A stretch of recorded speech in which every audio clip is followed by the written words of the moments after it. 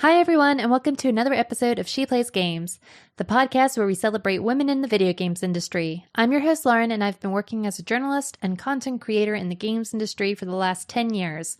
On my show, I have a chat with women of many different roles within the games industry, whether it's journalism, games development, or even streaming. My goal is to give visibility to the many women in video games with hopes to inspire a new generation of women in gaming. Before we get onto today's show, I have some announcements.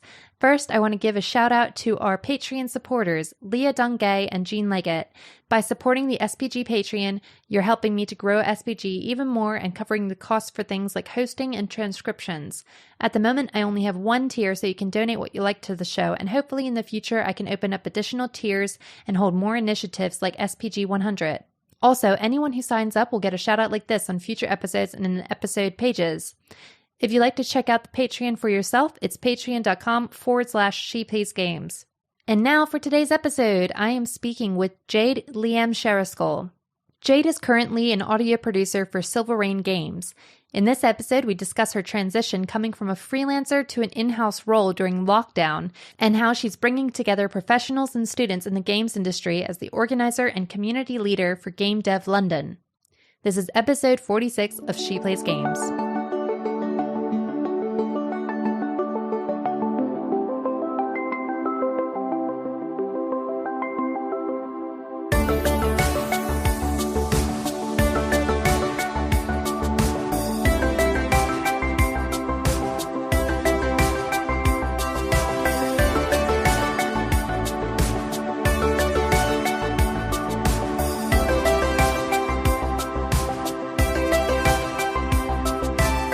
Hi, Jade. Thank you so much for coming on the show. Hello. Thank you for having me. How has lockdown been for you and your role as an audio producer at Silver Rain Games? It's been pretty awesome. I have to say, it's a huge jump from working as a freelancer, so as a freelance composer, and now I work full-time as the audio producer at Silver Rain Games. So I guess the biggest change has been like my life is more focused on spreadsheets and Word documents. But also, you know what, that is really fine. And I guess, it's more like admin based, and I guess considering, lockdown, the pandemic, and like, I guess freelance type gigs and jobs and all that is like really, it's like a huge shuffle. So I'm just really grateful that this opportunity came up, and it's definitely a lot more steady for the time being. So yeah, I'm really excited and I love it. I think it's always like really exciting to sort of learn someone's new like sort of workflow. Like I don't know. I feel like that with like new jobs. Do you feel that way where it's just kind of like, oh, so that's how you do things. That's interesting. Yeah, no, absolutely. Because as a freelancer, I never really like get to sit in like a company or a team Slack or whatever in that way. So probably like in a usual dev company, you'd be like, okay, we have stand-ups in the morning and stand-ups a bit later or whatever. But as a freelance composer, you don't really do that. You just get like a brief document, like saying like, this is the music brief, write X music in the style of blah for like so many minutes, and then that's done. Whereas this is just like, oh, we actually have like a company culture, and are you active or are you okay with said company culture? And then it's really different. And I guess I don't really have any experience with like going to a physical space to work in like a full-time work setting, so I can't really compare it in that way. Just like, oh, what do you do for company lunches? And I'll be like, I don't know. Because I don't have that experience. But I can say like, I guess company culture within lockdown, as in working from home, has been really fun because, as soon as the lunch hour hits, you get a few more like stuff posted in random. We're just like, oh, have you seen this article or whatever? So yeah, nice. Is it always remote, or will you have like an office once things kind of go back to like normal? I think for me, if it's, again, talking about more like a freelance composer point of view, I think I wouldn't have a remote office anyway, because I have my own kind of studio set up at home. So, I have all my Sure. speakers, I have like all my my plethora of instruments like surrounding me, and all the kit and the gear. So I really don't think I will have my external studio unless I am super rich and I can afford to have like an external studio in that way. Or if I'm super rich and then I have a big enough place where I have like a totally separate home office thing. But that'd be so nice. Yeah, but not quite there. So, No. bedroom, study, and just like surrounded by instruments and stuff. Do you have to I know like Daryl and I have been considering, especially with the podcast, like putting up the soundproof like sort of what are they, like bricks that you put on like the walls or whatever that look like EVA foam? Yeah. I mean, like long term, if you're going to do a lot of recording for the next few years, then it's definitely worth the investment. And it will save you time in doing audio post-production cleanup and stuff. I can hear that motorcycle outside just going on for ages and ages in the background, whereas if you have like the soundproof walls and stuff just around, it should help keep the audio clean. Yeah, I feel like audio production just makes you hate outside life. Like it just makes you like livid at people. Like why do you have to drill something at 12 o'clock? Like why?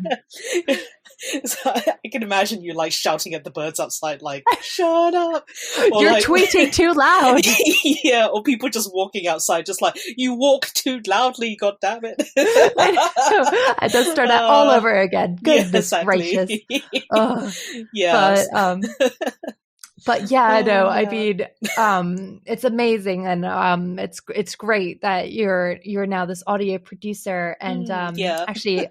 Kyra on SPG Discord asks, what's a common misconception about sort of being a composer, and what sort of surprises people the most when you talk to them about it?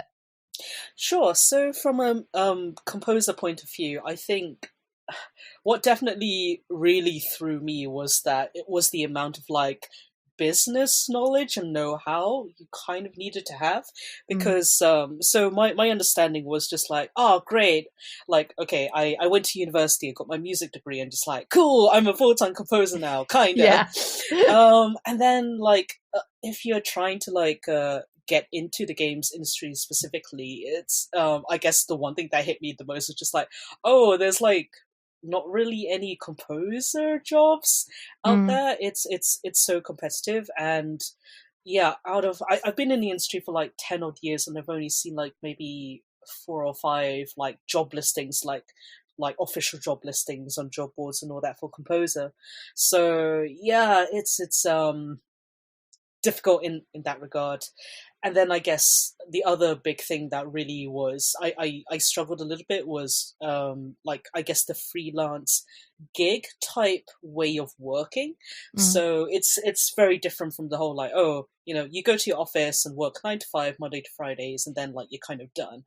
But when you are working in a gig economy, you are your own business person, you are your own agent, you need to do your marketing for your own self, and that's time, energy, and effort that takes away from the actual bit that I wanted to do, which is I just want to compose, but also I need to network, I need to sell myself, I need to build out my portfolio and be on all the social medias. And then I got very tired of that because it's so much. I can imagine the burnout is real. Oh yeah. And then it's not okay, you have by next month you have at least 2 gigs lined up, and both gigs are they're going to be they're going to last for a year or something like that. It really doesn't work like that. So it's really high risk basically. So you can get so many gigs all lined up at once, which is also or you can get no gigs lined up for 8 months or a year or more, and be okay, have I got enough in the kitty to help sustain this way of working until you find the next gig. So it's very luck based, and yeah, that was just like a ooh. Big It's oof. very nice. It's very nice to be in the position that you are now, to just be like, all right, focusing. Yeah, so yeah, I guess like again, a misconception about being an audio producer is that I never really saw job listings for an audio producer, and I guess it kind of does exist, but maybe under just like a general producer, because uh as a producer you just you write documentation, you talk to the team, and then you try to translate to different teams about what the other team kind of needs. Mm. So and yeah, that's a lot more straightforward, and then you can like write loads of asset lists and make sure that you hit the amount of assets required per milestone, for example, and then you just go from there, I guess. Mm. So Yeah. would you say like composing should be a bit of a prerequisite for being, I guess when you think of it like games design, right? Like Mm. having an understanding of games development before becoming a producer, would you say is sort of the same thing as becoming an audio producer? Oh yeah. So just to break down that question down, I think yeah, no, definitely having that knowledge of, let's say, game production and music and all of that jazz is really super duper helpful, because once you are an audio producer, you're not just talking to like the game designer, you're talking to the artist, to the narrative Mhm. team, to like the UI person as well, and like general code programmer people, so as well as other producers, and then like yeah, so even having like a basic knowledge of basic game dev, and I guess basic knowledge of all the different sub departments within that, it's so super helpful, because then when people say, oh, we kind of want to do this feature based like a bit like this game, when this bit happens, in like, oh, I get it, because like you can watch a let's play and then you can break it down in your head, or you've already played that game and then you kind of know what the other person's talking about, and then you can translate it back to the other team member if they haven't played it. Yeah, completely. And I feel like sound design and like sort of Mm. audio production of games has become like so much more intricate as time's gone on. We have like more, like it's not just a repetitive track that plays through a Oh platformer yeah, like yeah. Mario, but now it's like, you have reactive sounds, you have even like Daryl and I were listening to the League of Legends soundtrack, and we just sort of Ooh, like yeah. get to a point in the sound in the music where we're just like, wait, I don't remember this track playing, but it does, and it plays after you defeat a certain boss. Like, do you Mm. find that it's become much more much bigger and much more like sort of intense? Yeah, no, absolutely. So prefacing this with like, okay, it really does depend on the game that you are Yeah. working on, because like if you're like working on a much more not as complicated game like a visual novel, you probably don't need like quite a robust audio Yeah, audio yeah, yeah. design system like that. So yeah, with I guess now that there is a lot more interest in game design in general, so it's really interesting to see like just audio and sound systems just being broken down, and then you can like say like, oh, this thing happened in the game, and then the audio either reflected that somehow, because they managed to figure out what the parameters are, or the factors that initiated that change in the audio design system. So yeah, sorry, I've forgotten what the question was now. I That's just okay. rambled on. No, it's absolutely fine. Yeah, no, Uh, it was basically just that, just how things have developed over Oh time. yeah, yeah, yeah. No, definitely a lot more complex, and I guess there's more experimentation and exploration as well. So Mm. yeah, I think um, the answer to that is yes. Yes. Yes, very much Yeah, so. yeah. And I mean, sort of taking it way back, Mm. you said in the past how like Final Fantasy 9 had a Oh really yeah. strong impact on you going into music. What was it about the soundtrack that inspired you, and what were some of the first steps you took towards becoming a composer for games? Mm. So I guess the backstory of this is that yeah, I grew up in a typical Asian household, so my family was just like, oh yeah, you do all the extracurricular stuff, so swimming, violin, piano, etc., etc. So I managed to get into my school by being a music scholar, so I had to audition doing music. And I guess this was like in my grade 3 piano exam. I passed. I got a merit. Oh, look at you. And my dad got me a PlayStation 1 as like a well done, here's like a kind of like an expensive gift for you, for your little kid. Now that I think about it. So yeah, through that I played, I guess Final Fantasy 7 was my first FF game. Then I played 8 and 9. 9 was like, I kind of already knew, just like, oh yeah, a Final Fantasy is like a really narrative heavy game. It has really good music. And, I was like, like really ready and like, yeah, I'm going to really enjoy this. So in Final Fantasy 9, there was one particular scene which I still remember vividly. It was on disc 3. Yeah. And the track was You're Not Alone. Oh, so yeah. Do you remember that? Yeah. Oh, I love that one. That whole sequence is just so devastating. Yeah, so for those of you who don't know, Zidane is the main character. He's going through like an identity crisis, and he's pushing away all his friends.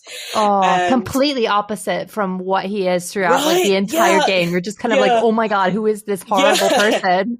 Yeah, he proper went through like a blue screen of death mode, like he just couldn't handle it. And then so he's pushing away all his friends. It's like a total personality flip, and then all of his friends and especially his love interest, they all pushed through. They were fighting with him, going like, "Come on, Zidane, you're still the same person. You're still our friend." Yeah. And the track playing in it, I was just so blown away that I had to restart the PlayStation and then replay that scene again. No. I just had that pure music moment and experience where, just like, oh my goodness, music can have this effect on you through storytelling. And then that's when I decided, just like, oh, you know what, I want to be that person. I want people to have that similar experience, when they play a game. And then through that, it was so much easier to kind of figure out what I wanted to do. So of course I took up all the music lessons and the music-y things. I didn't actually focus on like music performance, like a traditional music route into university. I actually did a music technology degree, because back then, showing my age, back then there wasn't like a clear cut, like, oh, this is a game design degree kind of thing. So yeah, music tech was like, I guess, the next best thing / sidestep. And yeah, through that I try to like pick my modules all based on like multimedia stuff. So like, writing for film and TV, or there's like a little interactive thing where we worked in like Flash, ActionScript 2, ActionScript 3, again showing my age. So so again, just like, oh my gosh, this is like an interactive thing which is not TV or film. So yeah, that's kind of like my focus. And then graduated university, and then I was just like, right, guess I better network and try to find this mythical games development industry, which is not Japan, because I decided as well, just like, I don't think I'm like comfortable with like, moving abroad, becoming fluent in Japanese, and like working in the games industry in Japan. That was just like, whoa. Oh my gosh, yeah. Yeah, so I just tried my best here in UK. No, completely. I mean, like I do hear like how intense. I mean, Japanese alone is like freaking intense. Yeah, and then on top of like, okay, now look for a job. Okay, now move abroad and look after yourself. It's just like, oh God, no. I know, no, don't need that stress in my life. No. But no, I mean, like, sort of with Final Fantasy in mind, like, to be honest, I mean, it's one of the first games that I can sort of remember that had like that had that sort of almost like cinematic type of like soundtrack. Yeah. Like it's the first one that actually that I can remember that attributed its music to what was going on in this scene in like a sort of more, the only word I can think of is like professional way, but more like clean, like, I cinematic way. Like I can't think of another word to say about it. No, I totally get what you mean. There was a really nice balance of like very cinematic, and then like gamey bits, and then the cutscenes were like pretty cinematic already. So oh, it's great. But yeah, no, gotta love Uematsu, man. Like he's just yes, so hard brilliant. Eyes. Yeah. Total hard eyes here. Yeah. Oh my gosh, Daryl and I actually looked at a picture of him as like young, and if you look up young Uematsu, he is the most adorable little man ever. I was just like, oh my goodness, adorable Uematsu. He doesn't even have his mustache yet. It's like crazy. Oh my gosh. Okay. Anyways. I will look it up later. Yeah. Anyways. One of your passions when it comes to games music in particular is to make a game's audio culturally correct. Yeah. So what sort of goes into making a game, making sure a game fits this criteria, and what game do you feel has like sort of done this best? So I guess like as a composer from a Chinese Malaysian and Thai heritage background, it's I guess my real pet peeve is like when a game is set in, say, like a Chinatown, and it just sounds like gratingly awful Chinatown-esque music, and it's just like like and it's just like this is just like really awful, and it's just like it's so much more expensive than that. You're just like reducing a whole person's culture into like it's an audio stereotype. Like stereotypes can definitely extend to audio. Yeah, and so that's kind of like what really got me thinking about like cultural identity within as a composer and as an artist. So at least when I try to write music, and if it is set in like Africa, China, Japan, or like wherever that it's like, okay, it's based on like a real historical place. I at least try to like look up like what are the people like there, like what is like the local music scene like, and then I try to do my bit with whatever budget I have, and like try to do research and try to do it like that. And then I guess it's an artist thing. Like you don't have to, and like that's totally fine and valid. But also, like this is just a me thing. And if you want to be that artist who wants to write the really crappy Chinatown music, then fine. No. Like I'm not gonna fight this battle. Like this. So yeah, that's like my ethos, I guess, as a composer. And then what goes into making sure the game fits the criteria is just like, again, like whatever you have the scope for, like in a budget.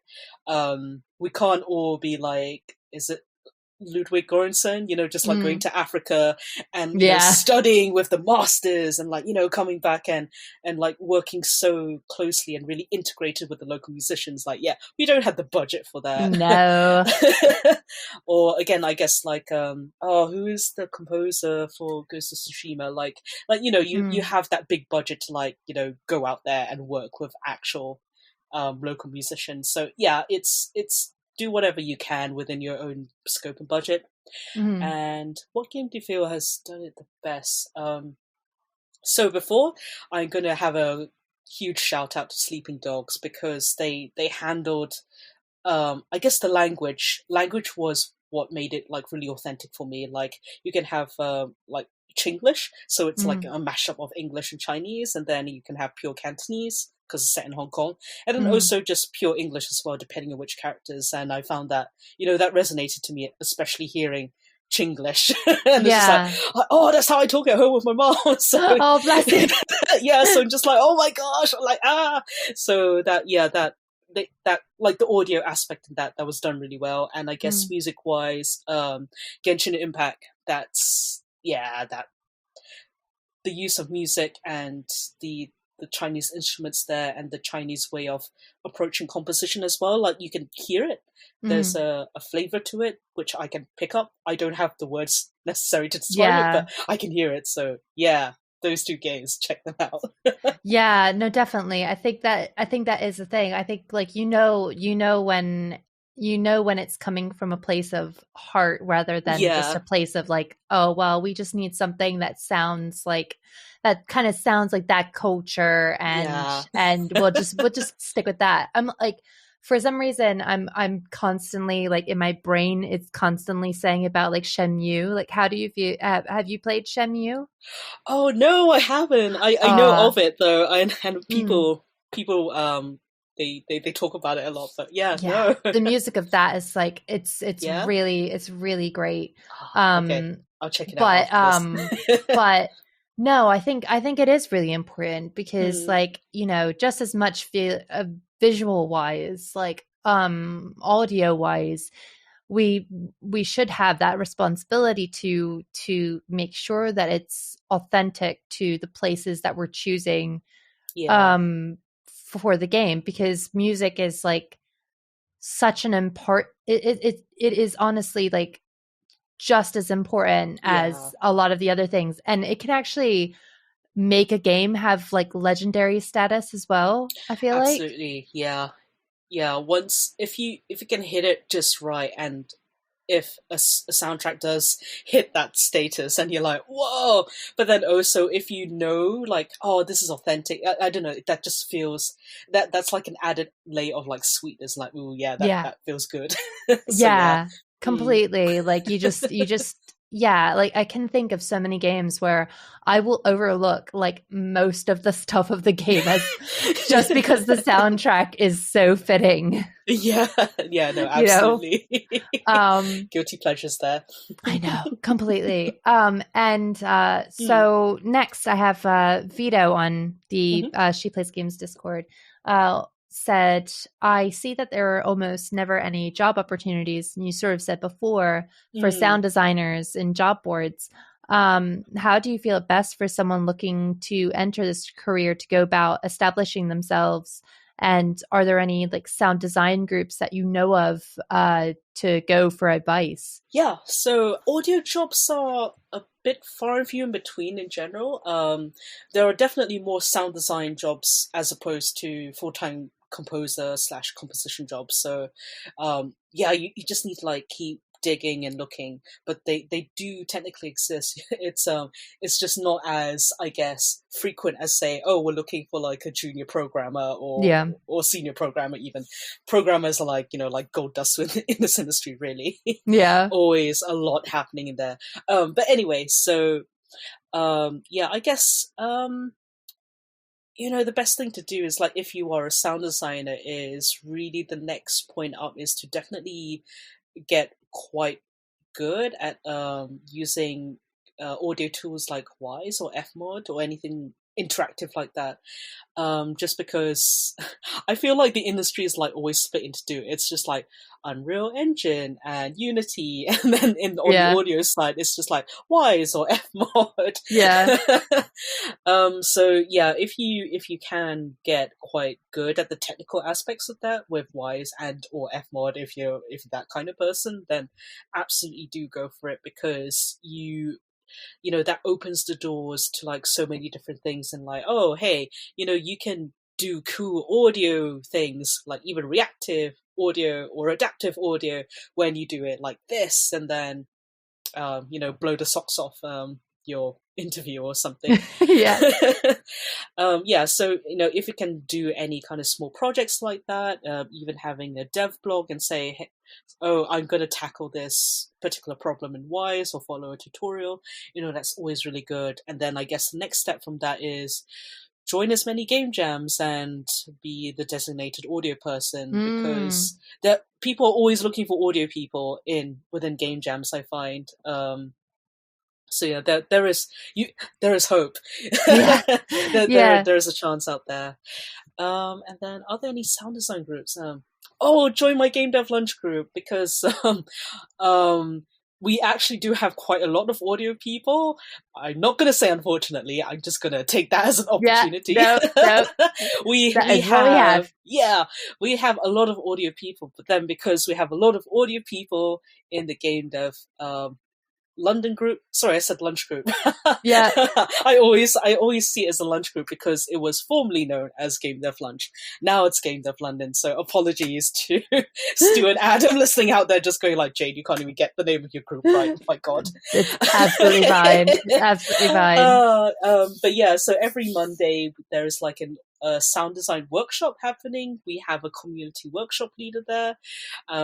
So even doing like a community group, things like that, that's a really good thing to do. So yeah, it's good for pimping out your portfolio at the end of the day.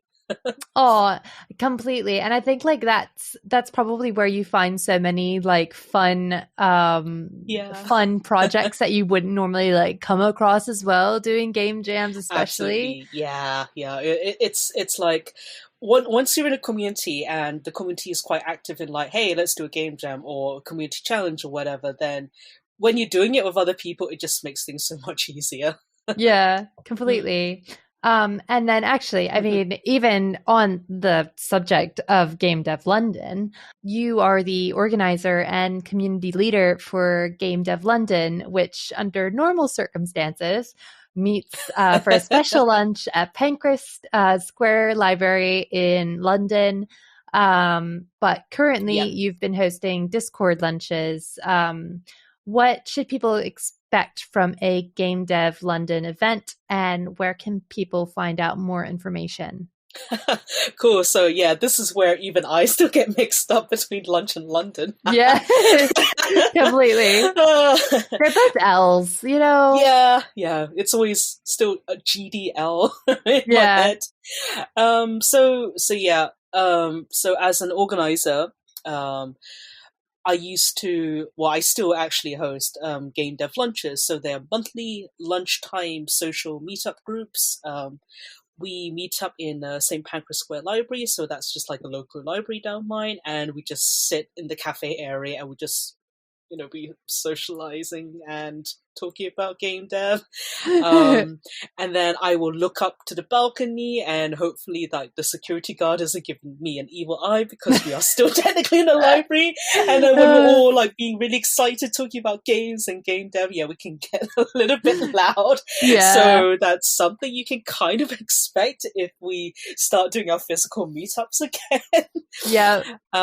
In our Discord, I try to recreate that kind of like community vibes, and you just jump in the Discord voice chat and then I will be there as a host, so there's always an organizer or the admin team will always be there just to make sure like people kind of know where to go, and at least there's a constant familiar face that you can kind of expect. Just come join. Come join. Come join. We do game dev stuff. You can find out more information on our website, which is gamedev.london. That's a really cool URL now that I think about. Yeah, you got London. London. Yeah, we got a .london URL. So all of our information is there, as well as like an events calendar, so you can see what we do. We do Discord things, we do Twitch things, and YouTube things. Like we do a lot of things like that. Ooh, also game jams. Yeah, we also do game jams. So lots happening. Definitely come and join. I remember which one did we do together? I can't remember what was the interview that we did together. Was that wasn't Game Changers, was it? Or was it the I think it was Game Changers. Was it Game Changers? I remember you were saying about how you all like originally acquired the library space. Like what was it again? So you were somewhere else, weren't you? And was it that it got too big, or? So I guess like before we were in the library, we used to meet at like it was in Oxford Street Circus in London. There used to be a giant food court area above the plaza. So Oxford Street Circus Plaza. Yes. Quite a mouthful. So we used to meet up there like once a month, but then it it got closed down because that area was being renovated. So we're like, no, we are homeless. And so we became a little bit nomadic, and I was just like, every month was really stressful, and I was just like, okay, I had to find like a cafe or somewhere, but then like I can't really book like a pub or anything because they'll be like, oh, how many people? And I'm just like, I don't know how many people is gonna turn up. And then we did picnics in the park. We're just like, okay, this is cool, but only when it's like not raining and when it's actually decent outside. And then I wandered around my local area, and I walked past my local library. And I'm just like, you know what, I am desperate. So I just walked in and I asked, like, oh, I'm a community organizer of this group. We meet up monthly for lunch and we just talk about game dev stuff. Is it possible to like book out your cafe tables for like 2 hours per month? I don't really have any funds because this is a voluntary community thing, but I can, I'll just like, please take me in. And, and the library were just like, oh yeah, sure. Like, yeah, just drop us an email when you want us to book the tables. And by literally booking the tables, they'll just like print out like an A4 sheet of paper and say, this table is booked for game dev lunch, like 12:30, and then like sellotape it to the table. It's not like an official booking thing. It was more like, by the way, a big group of people will probably use these tables and be a bit loud for like 2 hours per month, and they were fine with it. If you're not okay with like talking about games, please do not be here. When they arrive. So luckily, like, the library has like a little social area like next to the indoor cafe bit, so people can just like walk in with their lunches or their homework and just like sit down and use the tables. So that aspect I really like, because it just makes the group like really accessible, and it's in the daytime, in the sunshine, there's like big giant windows, and you don't feel pressured to like, oh, I need to buy a drink at the bar because I'm just being polite. Exactly. That's always a hard situation. I do it all the time, and like my nana used to do it all the time as well. It's like, you just use the bathroom. No, you have to buy something. You have to buy at least a drink. You gotta be polite to the pub gods, because they're always looking at you. So like there's no so like without that social etiquette thing that you need to do, it just made it a little bit more like really friendly as well, because like parents can come with their kids, or students as well, and it's just generally a much nicer atmosphere. And like so many people came up to me and be like, oh, I really appreciate you doing like a networking event, which is not in the pub. So to get like so many nice comments from that, I'm just like, I'm gonna, this is my ethos and I'm gonna continue doing it. But thank you so much, Pancras Square Library in London, because you're very kind, and it's awesome. So finally, as we're closing out, for aspiring audio producers out there, I just wanted to know how you yourself sort of make sure you're continuing to grow. Yeah, sure. So I'm coming so from an audio producer angle, I'm coming in as like a pure baby. Like, I've never been a producer like properly ever. So I'm still learning a lot of things. I'm becoming slowly like a spreadsheet queen. By that I mean like I'm really comfortable with using spreadsheets. I don't necessarily like do like fancy formulas and all that. So and I'm learning like a whole different world of like, what makes like working effective or working in a group and communicating effective. There's like a whole different world out there. So I'm still dipping my toes into it. But I guess for aspiring audio producers, you're still a producer at the end of the day, so you really do need to be flexible in that way. So you're still like working with like the coding team or like the art team, or just generally like that. You can be the person who sets goals and like just update all the necessary documentation for each of the teams, so they can actually do what they need to do instead of writing the documentation. So as a producer, it's your role to like support that aspect, basically.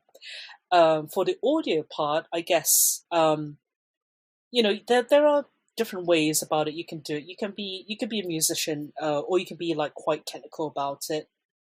There is a space for you. So for me myself, I am a terrible technical person. Like, I don't actually work with Wise or Fmod, but I know about it enough to kind of understand how it works or what it can do. So I may not necessarily know like how to open it properly or like where to begin. Like, I can open the program and like click on things, but I don't necessarily know what it does. But at the end of the day, like, because you have that foundational knowledge of like, oh, this is an audio tech thing, and then you have like a music understanding, or like how does music be applied to like film or TV and all that. So you can put all of that into a blender and then translate it for people who may not like know much about like game audio. They may come from like a film and TV background, for example, and then vice versa. So yeah, keep being flexible, but also know that there is always a space for you in the industry. You just need to keep finding it, keep digging through. Don't give up. You can do it. Don't give up. Yeah. Never give up. But yeah, exactly. no. Yeah. Oh, well, thank you so much for coming on the show. And it's been Pleasure. So amazing to get to speak to you. Likewise. Thank you so much for inviting me.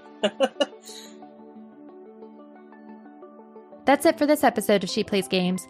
Thank you so much, Jade, again for coming on the show. And if you want to follow her more, you can follow her at JD Wasabi. And to find out more about Game Dev London and how you can take part in the amazing Game Dev Lunges, you can check them out at gamedev.london. Also, if you want more episodes of She Plays Games, please be sure to subscribe and follow me on iTunes, Spotify, and YouTube by searching She Plays Games, and on Twitter, Facebook, and Instagram at She Plays Podcast. If you want to be on the show or want to nominate someone to come on the show, you can email me at sheplayspodcast@gmail.com. See you all next time on She Plays Games.